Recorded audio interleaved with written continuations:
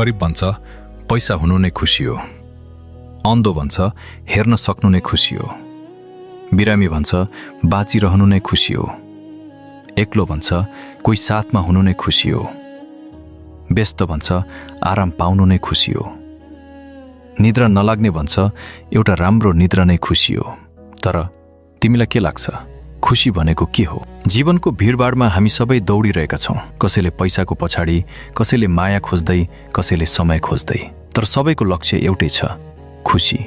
तर अचम्म के छ भने हामी सधैँ त्यही कुरा खोज्छौँ जुन हामीसँग छैन। हामीले जे पाएका छौँ त्यसलाई सामान्य ठान्छौँ र जे पाएका छैनौँ त्यसलाई सपना बनाउँछौँ।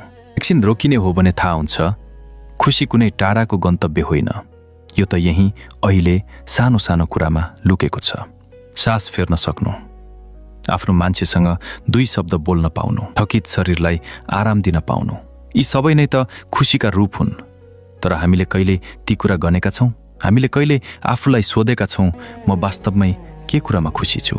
सायद खुसी भनेको सबै कुरा पाउनु होइन, जे छ त्यसलाई महसुस गर्न सक्नु।